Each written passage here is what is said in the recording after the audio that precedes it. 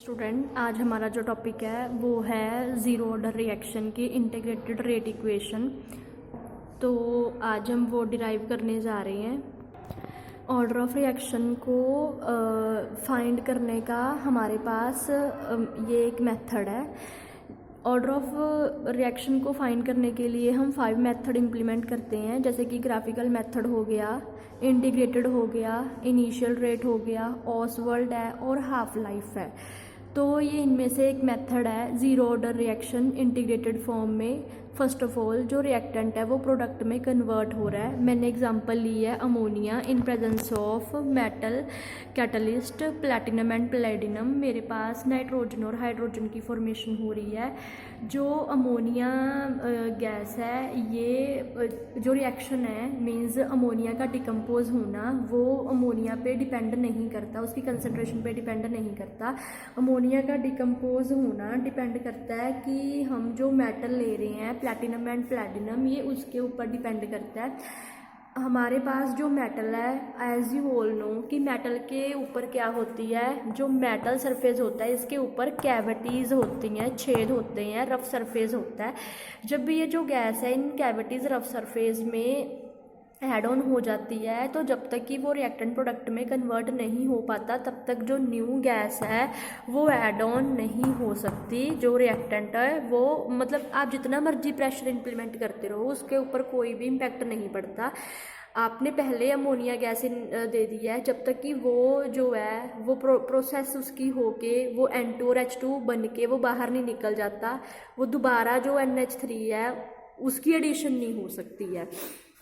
तो it means जो rate of reaction है वो किस पे डिपेंड करता है? रेट ऑफ रिएक्शन जो है वो कैटलिस्ट पे डिपेंड करता है, रिएक्टेंट की कंसंट्रेशन पे डिपेंड नहीं करता। तो रेट जो है उसके ऊपर अमोनिया की कंसंट्रेशन क्या है? 0 है।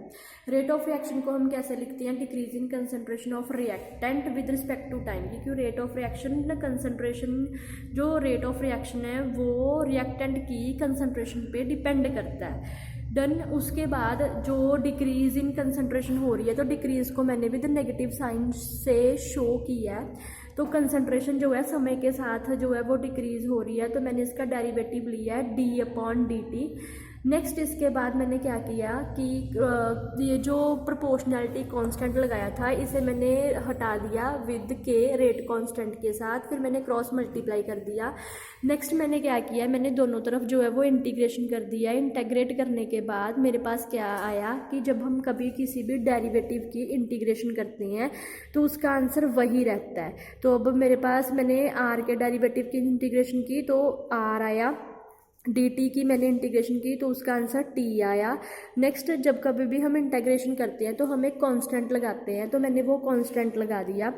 जब मेरे पास टाइम t जो है वो 0 है तो r की कंसंट्रेशन किसके इक्वल है? r0 है। कहने का मतलब कि जब मेरे पास समय 0 है तो उस समय मेरे पास 100% जो है वो रिएक्टेंट पड़ा है, प्रोडक्ट अभी कुछ भी नहीं बना। डन। तो इसीलिए मैंने क्या लिखा है कि when t is equal to 0, r जो है वो r0 के ही इक्वल है, जो पहले था उतनी ही कंसंट्रेशन पड़ी है। तो मैंने वो पुट कर दिया कि r किसके इक्वल है? r0 के। t है 0, तो i की मैंने वैल्यू निकाल ली है। फिर मैंने ये i की वैल्यू फिर इस रिएक्शन में, इस इक्वेशन में मैंने पुट की है। पुट करने के बाद मेरे पास क्या आ रहा है? मेरे पास ये वैल्यू आ रही है -r + r0 kT। फिर इसके बाद मैंने क्या किया, k is equal to r0 - r/t।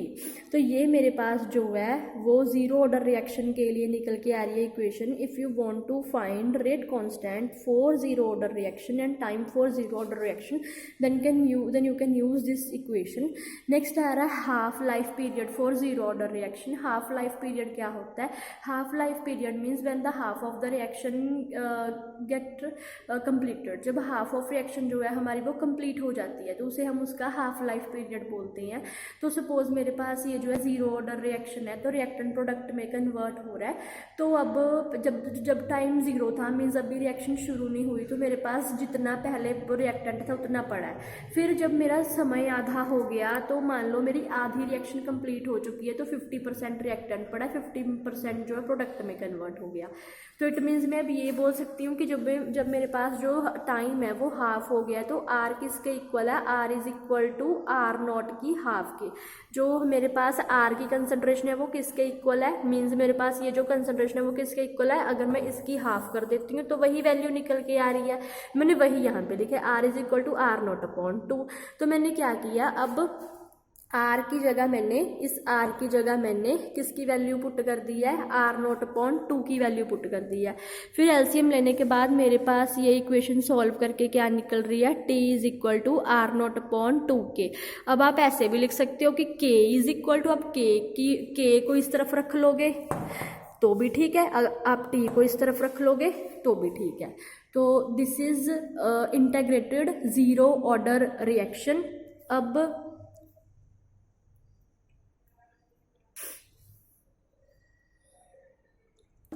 अब नेक्स्ट आ रहा है इसका ग्राफ। अगर हम ग्राफ प्लॉट करते हैं बिटवीन रेट एंड कंसंट्रेशन तो हमारे पास जो है वो कांस्टेंट वैल्यू आती है, मींस एक स्ट्रेट लाइन आती है।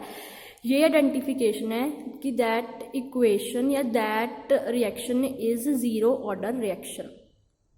I hope you like that content.